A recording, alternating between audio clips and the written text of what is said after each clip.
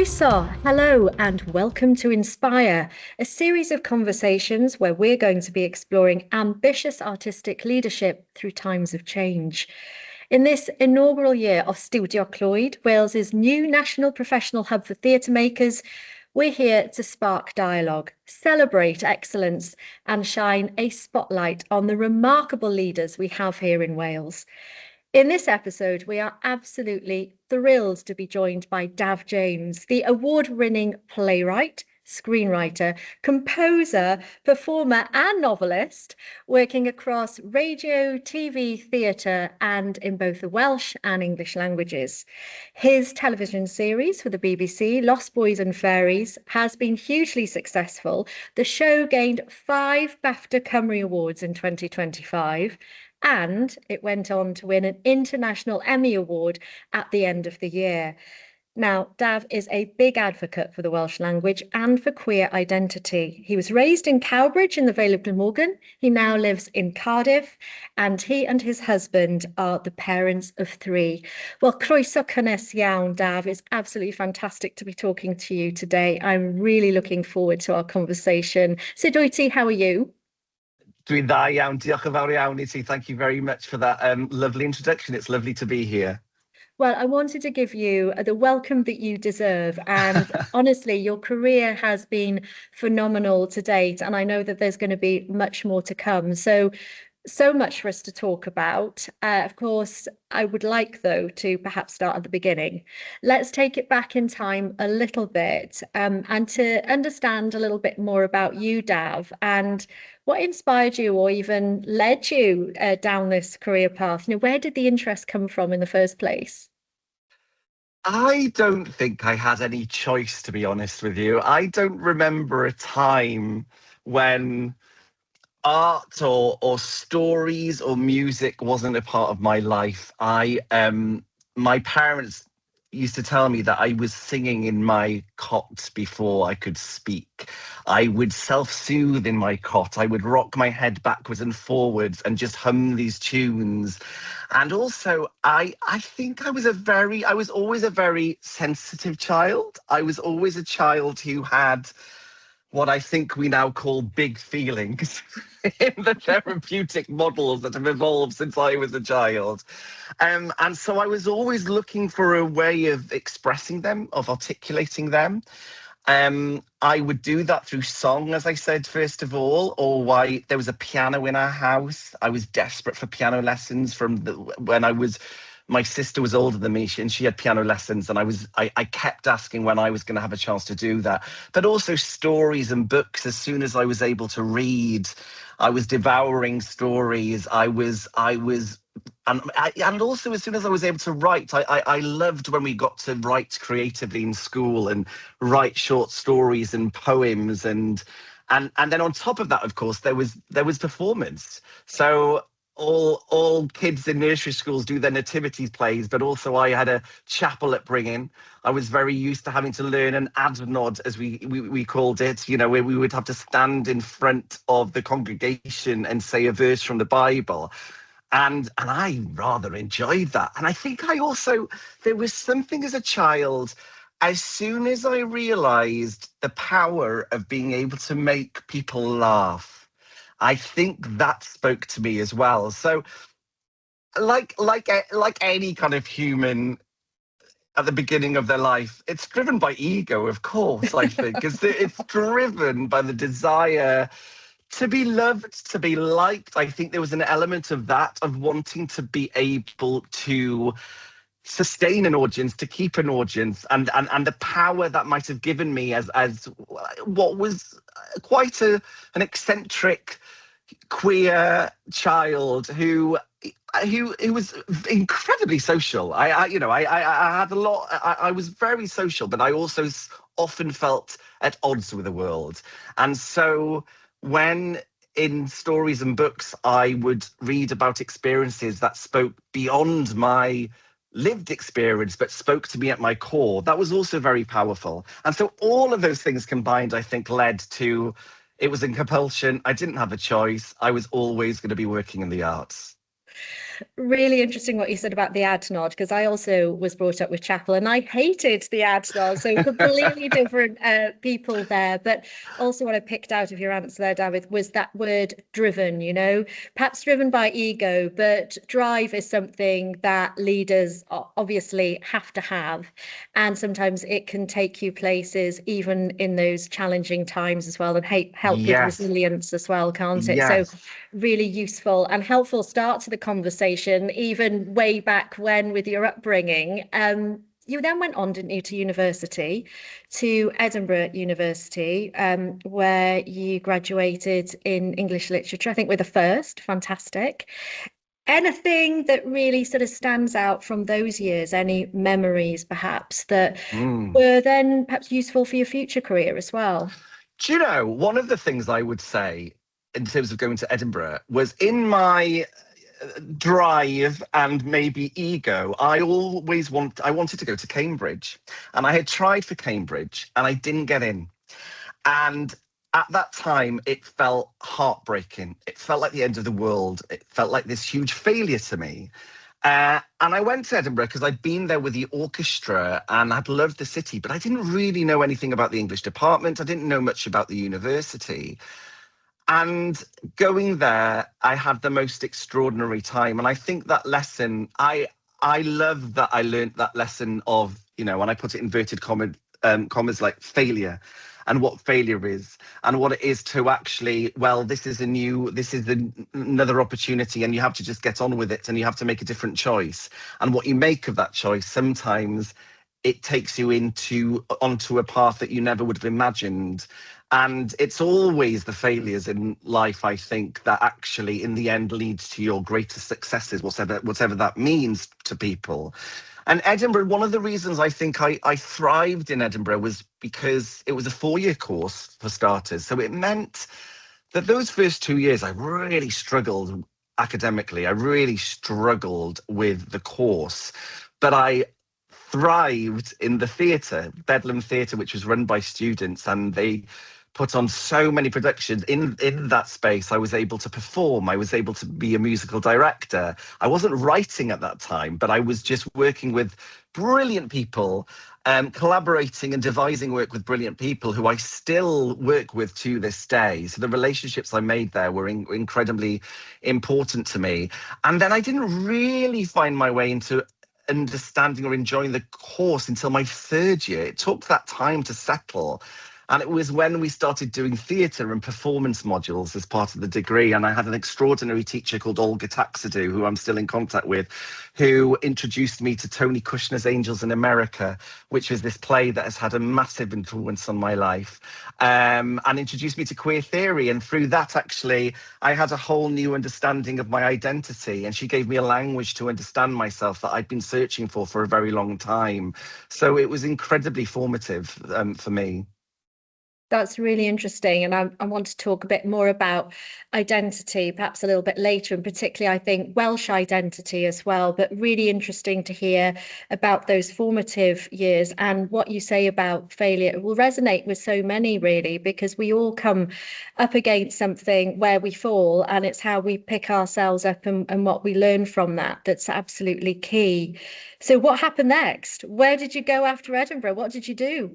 Well, talking of failures, so then I always thought I was going to be an actor and go to drama school. And I auditioned for 2 drama schools and I didn't get in. So again, I went, oh, the universe is either trying to tell me something or I need to reconsider. And the plan at that point was to take a year out and maybe reapply, and I temped for months. But during that time, I decided also I hadn't quite finished with the academia. And I was trying to find a way of doing everything. When I think when you're young, you're just hungry and you want to, it's the same as my first play. I just put everything into my first play that I wrote because I was trying to get it all out of my system. And the same was true then. I wanted to do a PhD because I thought I could bring in my interest in performance and theatre and academia, but also music. And I wrote this ridiculous, I was going to say pitch, but that's because I've been too versed in television world recently.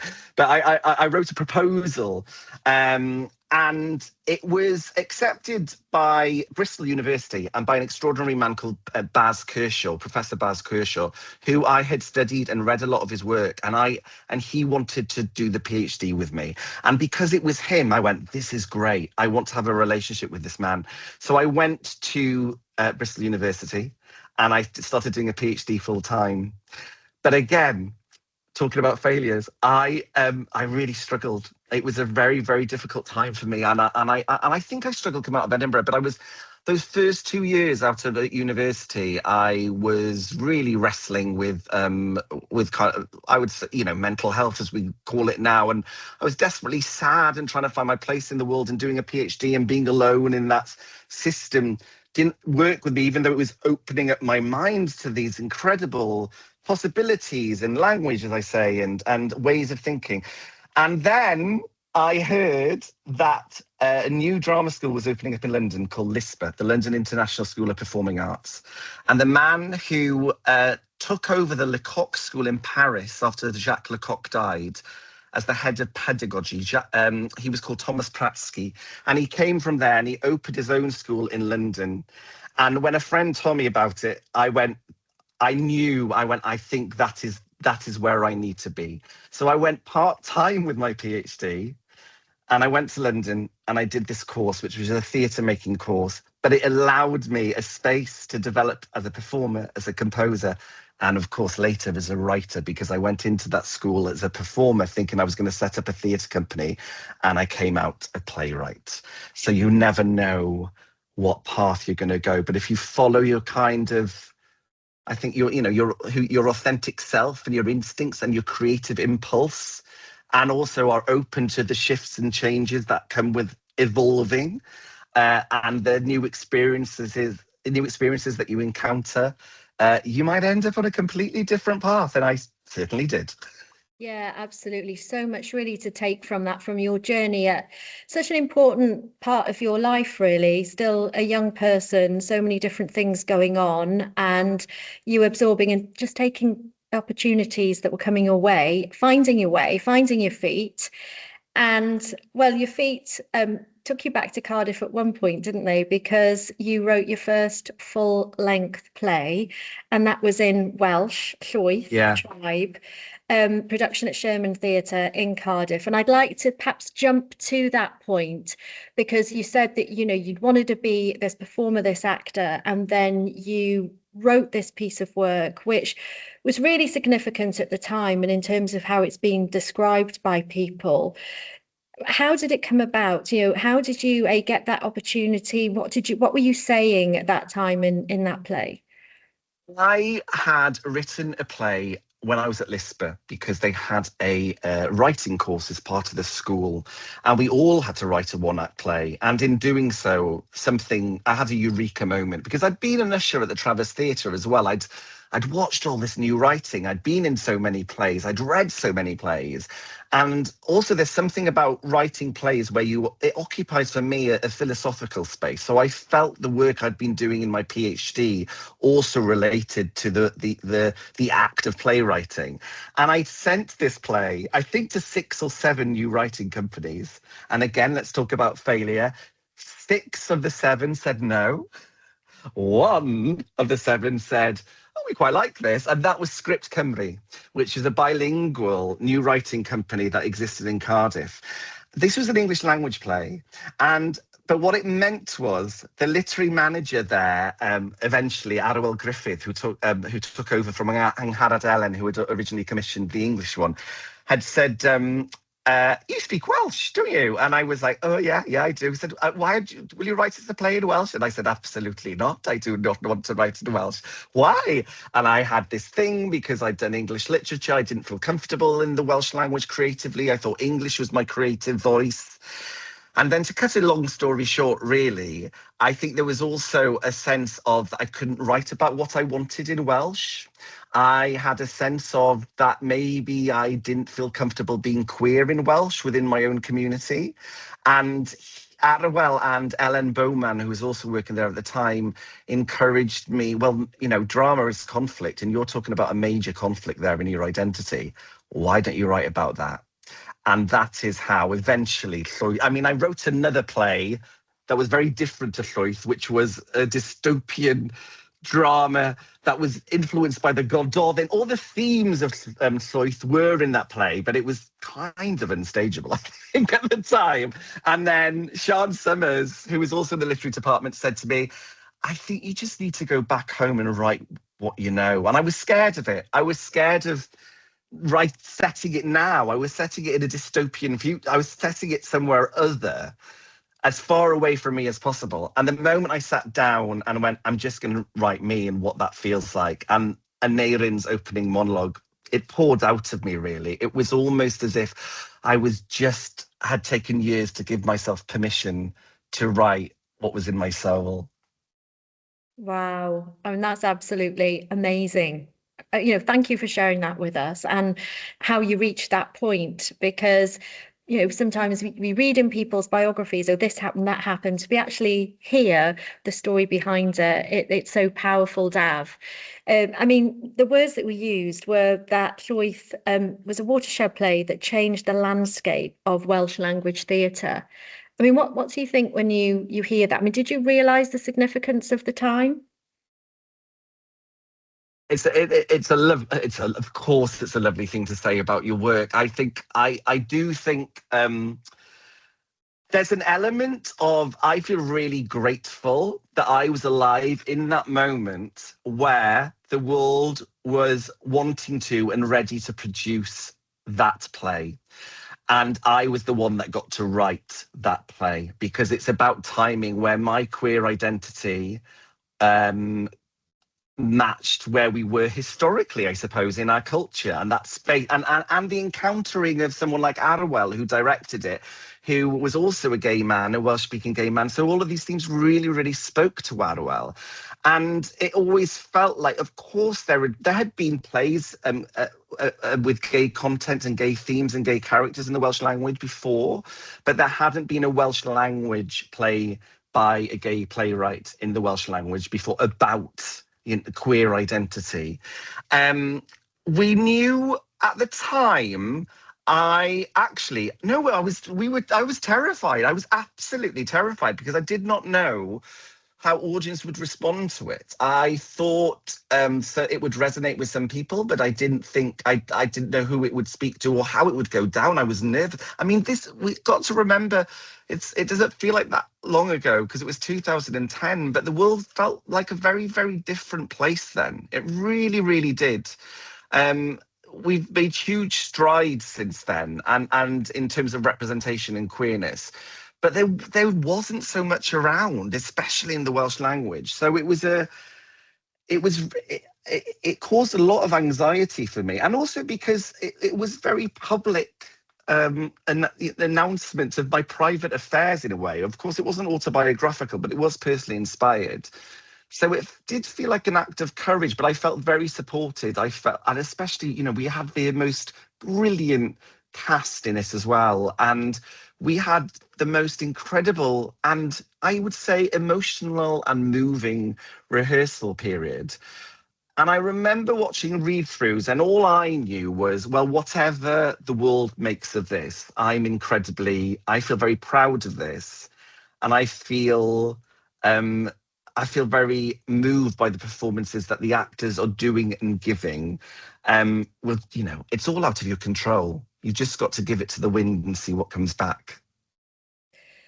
And really interesting what you said there at the start about you actually felt a reluctance about writing in Welsh at that time, because of course later in your career you've gone on to write a lot in Welsh and bilingually, and Yes. we're going to talk about Lost Boys and Fairies, of course, and there's elements of Welsh in that, of bilingualism. How important do you think it is to you to be bilingual, and particularly for your creativity now? Well, I do not know any other way, for starters. So all I'm doing is putting, that is my creative voice.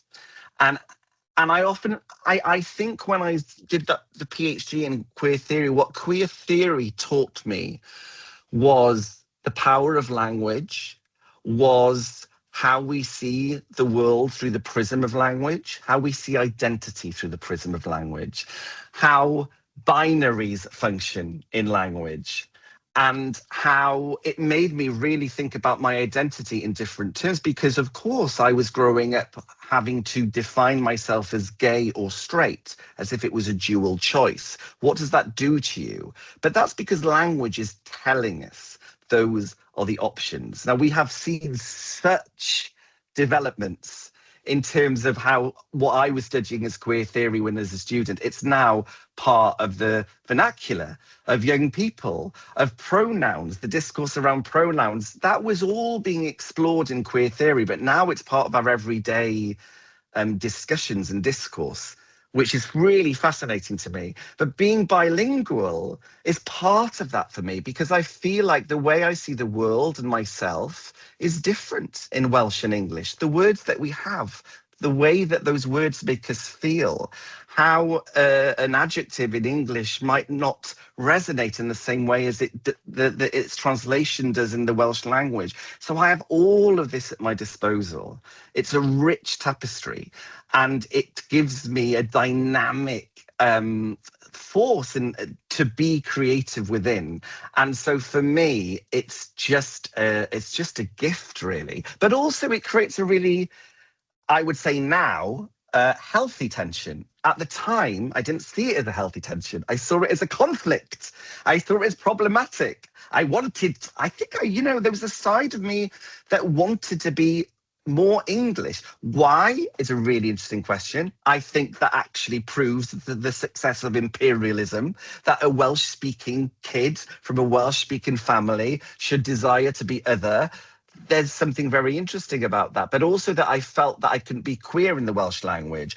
There's some elements of truth in what I think was probably a more conservative culture when I was growing up, but also some of that wasn't true. Some of that was in my head, my understanding, and I almost had to see the world differently through writing about it, actually. So I think there was something very interesting happening in that time. I don't think it's interesting to talk about Llwyth as a watershed play, because one might say it changed things, but I also think that it happens in the symbiotic relationship with the culture which produces it.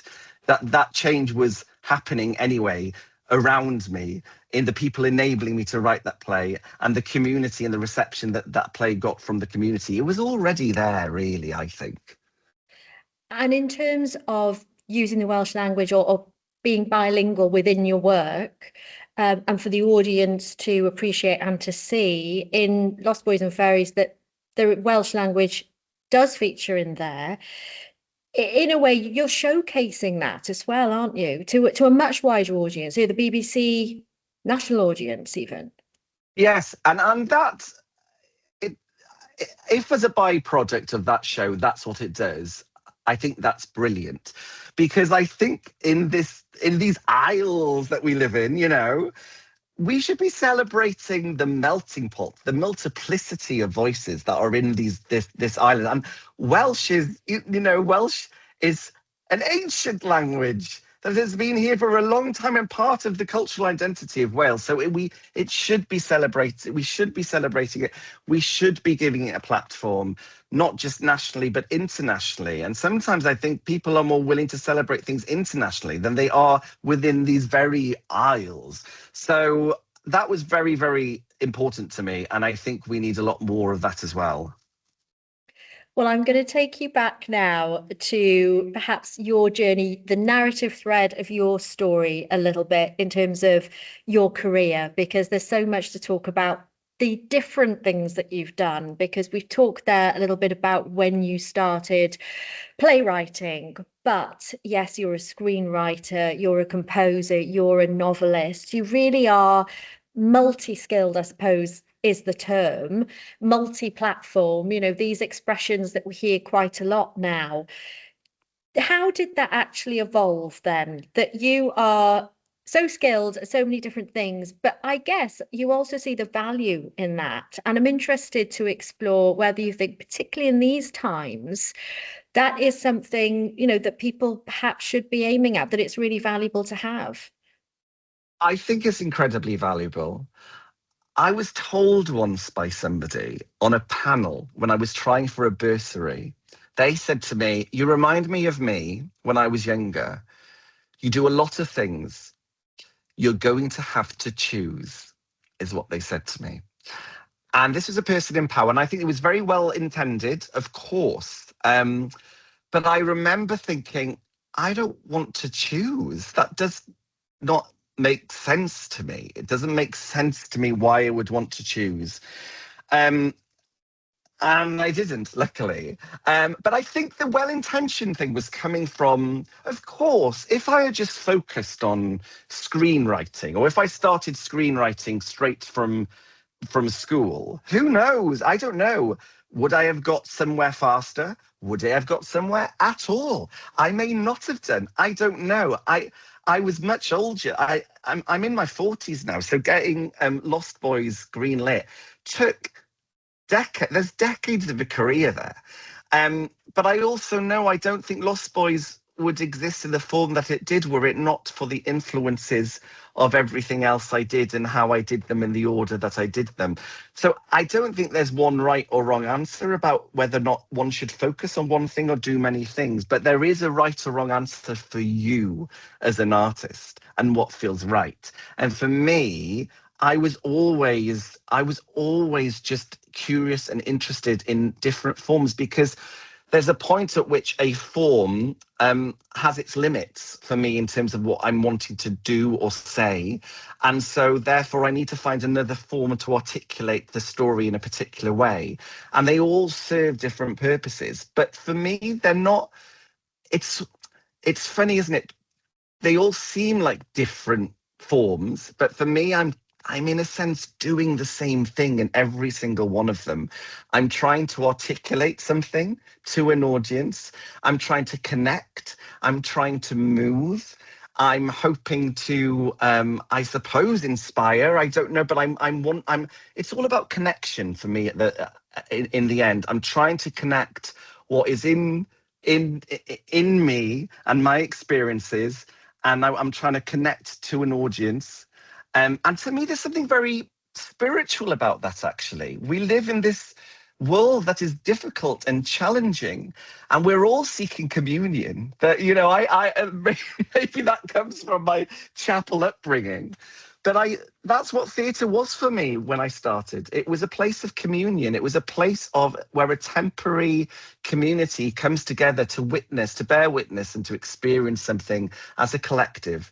And we don't all see the world in the same way, but we can connect and we can argue and we can be moved together. And stories do that. And it's ritualistic. There's something ritualistic about storytelling, whether or not it's through theatre or screen or film, radio or song. Music moves us. All of those forms have the power to be transcendent. And I think that's what I am always in search of, is transcendence beyond the shackles of the linguistic binaries that kind of harness us in our identities, because we're so much more than that. We exist beyond all of that. And I think art can help us experience that. And they are all art forms, all different genres. But I am going to ask you, do you have a favourite? Well, like my children, I can never choose between them. Absolutely. I was thinking about this, and I have been asked that a lot. And I suppose the truthful answer to that is I have favourites at different times. And so it's very interesting. At the moment, I am in the world of I'm back in the world of theatre. I'm working on adapting Lost Boys and Fairies into a stage show, and I love it so much. I'm loving it so much, because also in the world of telly, you're in development a lot of the time. You're in development and you're trying to wrestle with commissioners who are scared and who are trying to make decisions based on algorithms and capitalism and what everyone is watching, and it's a numbers game, and it's not about the art, it's about making noisy shows. And when I hear all of that, I go, I'm not interested in that right now. I'm going to wait for that to calm down. I'll come back in when when there's a space for me, or I have some space to create something that they want again. But so it helps, I suppose, with resilience, working all those different art forms. But what is also interesting in all of the things that I do, I often try to bring music into things too. And I do think music is my real happy place for some reason. And maybe, as I said, I started singing in the cot before I could speak. Maybe it was the first art form that spoke to my soul. So I think there'll be always something in music and song that I think is it because it already exists above language, and it is already it's universal just in its essence, you know. So I think there's always something in music and song that will speak to me. That's such a lovely thought, and really great to hear about what you're doing with the Lost Boys and Fairies now, and the next step, really, the development, because it's been hugely successful, but it has really spoken to many different audiences. Dav, I think it's touched so many different people, which I'm sure was well, what you have said, what you wanted to achieve as well from the start with that. But it would be great as part of this series. This series is called Inspire. You are inspiring and what you've achieved already, but to share a little bit of that process, and you've hinted at it a little bit. Things aren't easy, are they? Things just don't happen. But to share a bit about that process of actually, the green light, how the series happened, really. Yes, things don't happen, and it's hard. And I often talk to people about this, and young people about this, that you do need resilience to carry on. And actually, so much of everything is out of your control. All you can do is keep developing your craft. So when if not when necessarily, if an opportunity arrives which chimes with what you want to do, you're ready to take that opportunity. And that's what happened with Lost Boys. I've been writing television since 2011, since Llwyth. I'd been working on a Welsh language TV show called Gwaith Catra, which I adored working on. It was Roger Williams' show.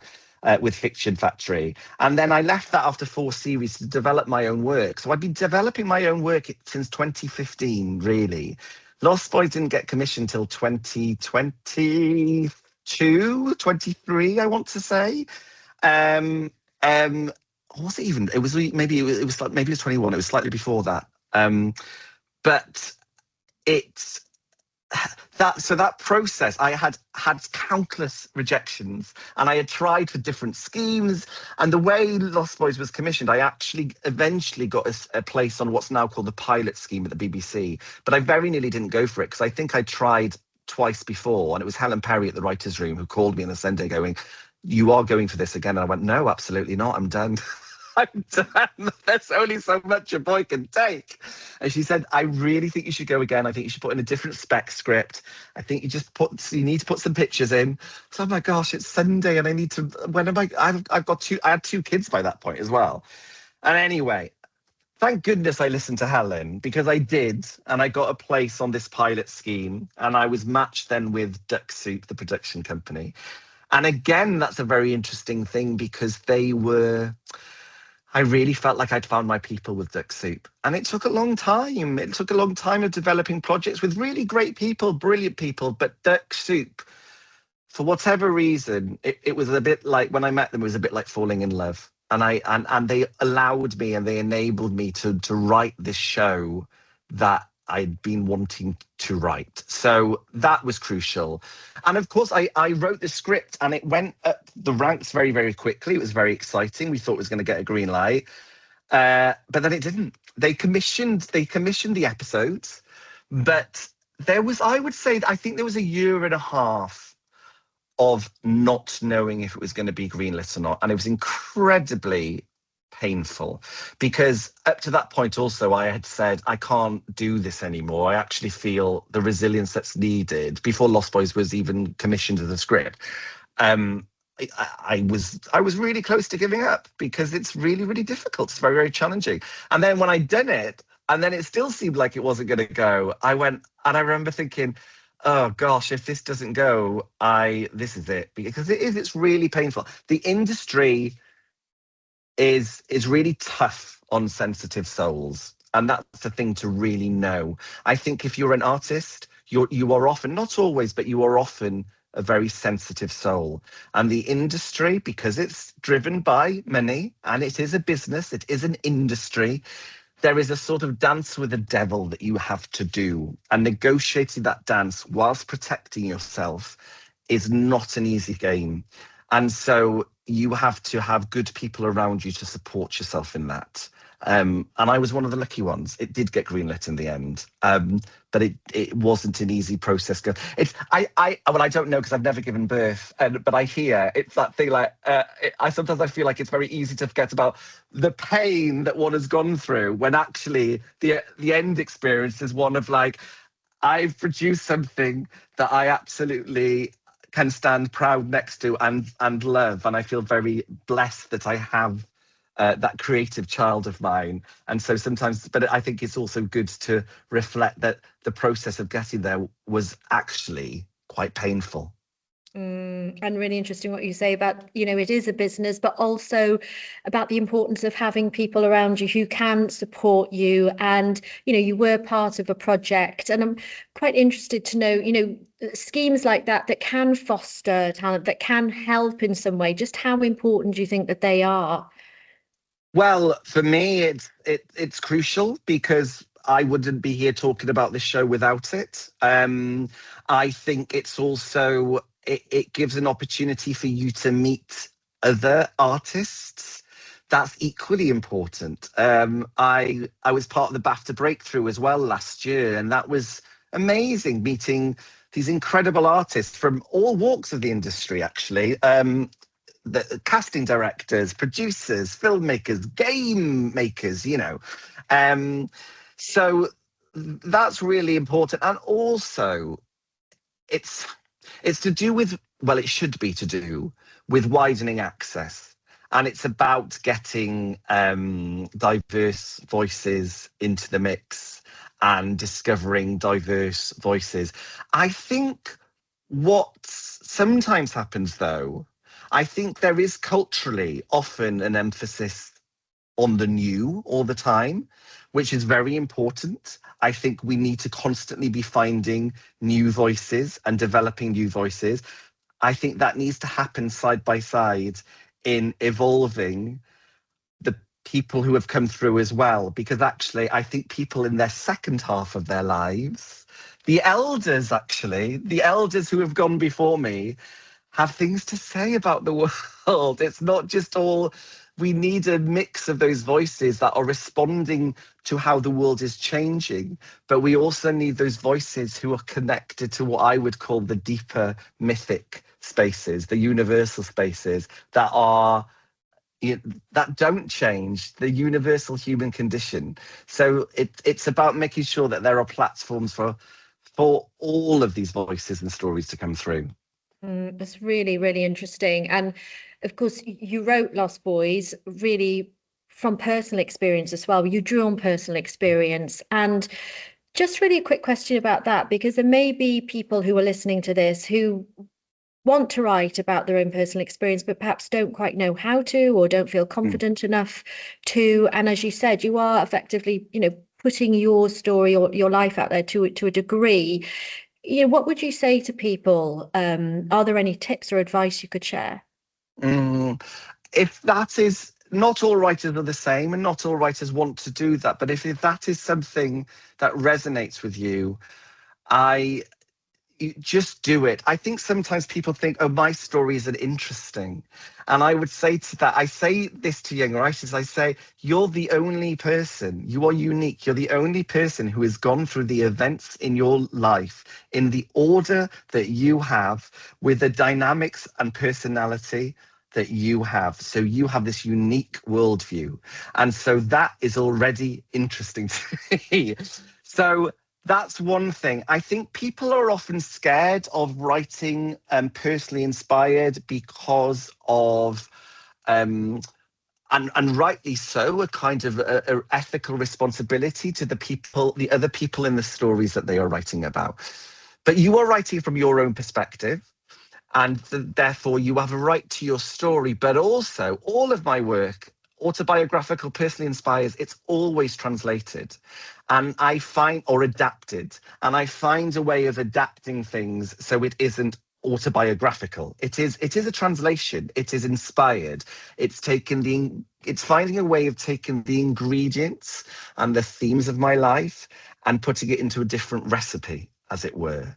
But you don't have to worry about that yet, because also I think I had this when I was younger. Because you see plays in their finished forms, because you read plays in their finished forms, of course, they never really finish because they can keep evolving. The mess that comes before is invisible, and the process is messy, and there are stages to go through. And you have to just, I always talk about the creative process. For me, is a process very simply of dream, vomit, sculpt. So actually, I would say there's a fire. I have to be ignited by a fire. There's a period of dreaming where it's just all swimming around, and then I just get it down on the page. And often it is a load of crap. Honestly, you should see some of the stuff that comes out of me. It's just, but I've learned to push through that, because you might come back the next day and there might be something in those pages of nonsense. There might be that one golden nugget. Your job really is just to keep the faith and to keep going and to get it out there. Shaping, structuring, all those questions about how to handle it can come next. I would also say, in terms of writing personally inspired, I've touched on finding your people. That's about keeping yourself safe. If you are exploring things that are difficult, challenging, some people don't like to go there. I personally, and this is me, I've always gone to those difficult places. I actually find solace in writing those difficult places, because I find it offers a catharsis, really.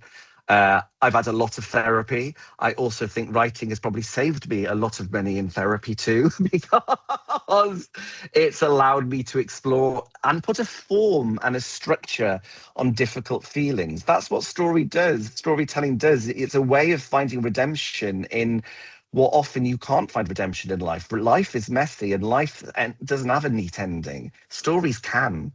And it's an incredibly powerful tool to explore your challenges and your difficulties, but be kind to yourself in doing so. Find your people, find the way to keep yourself safe, walk away from it if it's getting too difficult, and find the things that enabled you to be able to put yourself on the page. That is really, really good and sound advice. Thank you, Dav.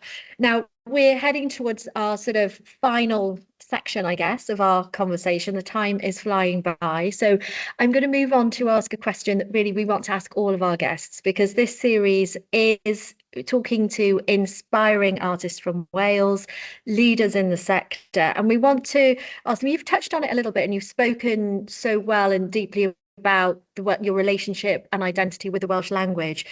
In terms of being Welsh and your sense of Welsh identity, tell us a little bit more about how that feeds your creativity and your artistry. And I mean, do you think being Welsh makes you more creative? Well, again, I don't know anything different. I think what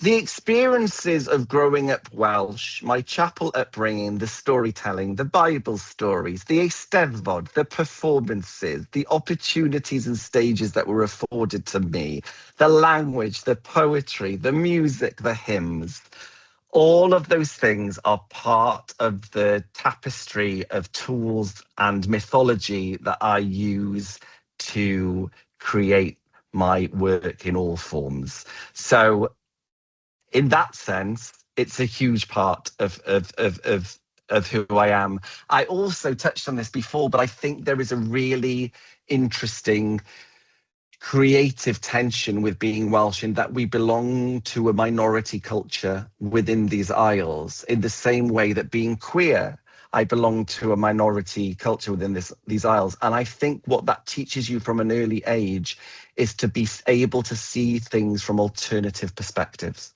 And I think storytelling or compassionate storytelling depends on being able to see things from multiple perspectives. You carry the voices of all of the people that you write in your soul. And I think it's easier I do think I had access to that at an earlier age because I was constantly seeing life through multiple prisms. And I think rich art and stories do that. It's and plays do that. It's not functioning, offering a didactic singular vision of the world. For me, some plays do that actually, but for me, that's not interesting. You're wrestling with multiple visions of the world, and that is so valuable in culture and society in this world. Empathy, compassion. You only have to look at the politics and the situation going on and the culture wars and the way that the media narrates and oppresses and doesn't tolerate and excludes.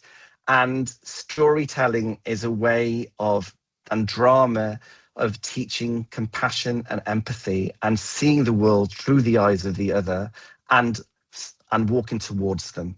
And I think that's what we should be doing in life as well as art. And to be so in tune with that, and for that to be really at the heart and the root of what you're doing. And in terms of the other side of the coin, we're also, of course, wanting to showcase ambitious leadership within this sector in Wales. You're a great leader in what you do. You are totally inspiring as well to many. But are there any standout leaders across the way? You've mentioned great people who you've worked with, who you've learned so much from, who've been supportive at different times of your life.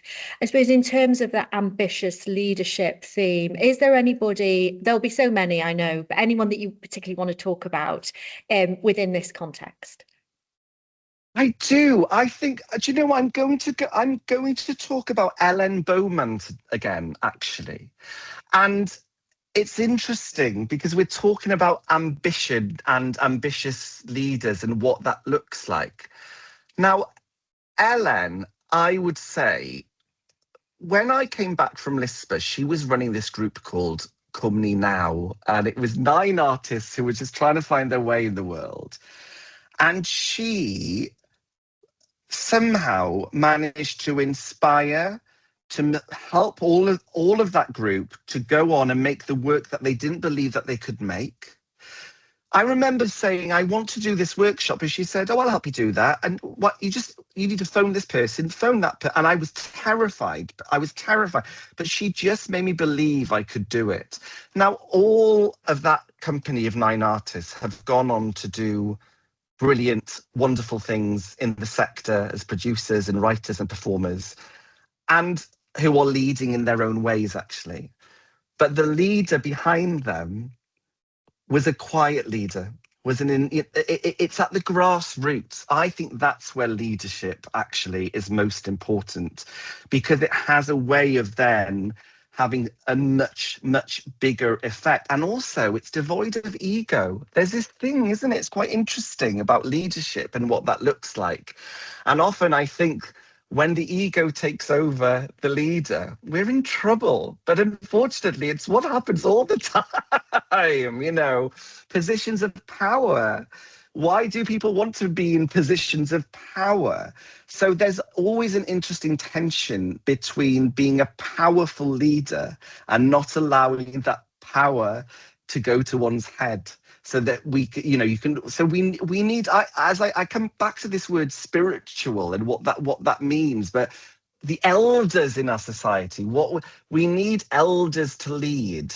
And sometimes I think the elder voices are missing in our culture, and we need more of that somehow. I was very interested back. I went through when National Theatre Wales first started and John McGrath came in, and actually there was something very interesting that happened in those first 2 years, because that was about listening and integrating and being open and including and allowing a space which interrogated what the word national meant, what the word Welsh meant, what identity means, and to almost travel beyond that as well as celebrating that. So I think that's very, very interesting way of seeing the world.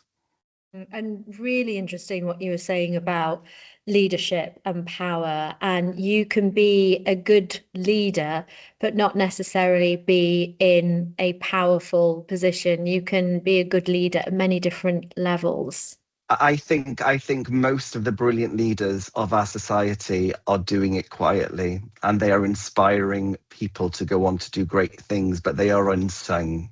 And I think that is most often the way. I get to do lovely things and get to have my shows on telly and get to go on, to award ceremonies and things like that. But actually, there's a whole host of people who are extraordinarily remarkable human beings who have done so much good in the world that I wouldn't be here without them. Oh, and it's great that you've shared as well what people have done to help you along the way. In terms of just some final thoughts and perhaps to advise to younger people who may be watching this and are thinking about a career, you may have inspired them, they may have been inspired by others within the sector. We know that it's challenging times in many businesses, in many industries. What would your advice be to someone perhaps just starting out today? Yeah, I think, and the world is different to the world that I started out in, but I think some things maybe remain the same, which is if you see a gap, if you don't feel that you are represented or reflected in the systems or the stories that you encounter, then if you can, and if you have the energy, then try and create it for yourself. Try and create that space. I always say, keep going and trying to find the people that allow you to do that. Also, and find and try and find the opportunities, and it isn't always easy. They don't necessarily get handed on a plate. One of the things I had to do was my character Sue. I had to go to the Edinburgh Festival, put on a show, went. I'm not suggesting that people do this necessarily, but I'm using it as an example of how that it is hard. I had to go into debt doing it. I had a credit card that I put money on the credit card. I was luckily enough, I was able to go back and live with my parents for a year after that in order to pay off the work and pay off the debt. But I did that because I believed in that show. So I think there's also, I'm saying that, I suppose, because I think it's really important that you make your own work. You don't have to go to Edinburgh to do that. You don't have to go into debt. There's lots of ways to make your own work cheaply. We have the internet now in the way that I still don't know how to really use it in the same. I'm not a YouTuber, but there are ways and means that are more democratic in terms of getting your work out there. Get your voice heard, because people respond to authentic voices and authentic stories. Don't wait for other people to say yes. And also, don't be put off. You've got to learn rejection. You've got to learn no. It's what you do with those no's that counts. It's how you transform that negative into a positive, what you do with that energy, and how you can translate and adapt it into something positive. And you never know where that journey may take you. Absolutely. That is such good advice. We are definitely not advising anyone to get into debt, but it's that going for it, making your own body of work, isn't it? Whether that is sort of short videos that can go on YouTube, you're just getting that backstory together that you've got to be able to show people really, and who you're about and what you can do, that you're doing in your own time, just when you can, whether that's alongside doing a job or whatever. It's such great advice. So I just would love to ask you, what is the ambition that you have yet unfulfilled? Oh gosh. Well, the thing is, because I suppose I work in all these different mediums, there's always so much more to do, Sian. There really is. I think but I want to just keep. I want to keep telling stories that resonate with me, that I feel like there is a meaning and purpose to them. I think my ambition is not to be distracted by the noise and what culture sometimes tells me I should be doing, and to keep doggedly trying to authentically tell the stories that I want to do, and to work with kind people. That's very important to me as well. So just to carry on, hopefully making good work would be great. Well, I'm sure that you will. I know that you will. And we're really looking forward to seeing what comes next for you, Dav. Thank you so much for talking to us today. Mae 'di bod yn pleser llwyr. Dwi 'di dysgu gymaint. I've learned so much from chatting with you over the course of the past hour or so. So lovely to talk with you. And don't forget that we'll have another episode from Studio Clwyd coming up very soon.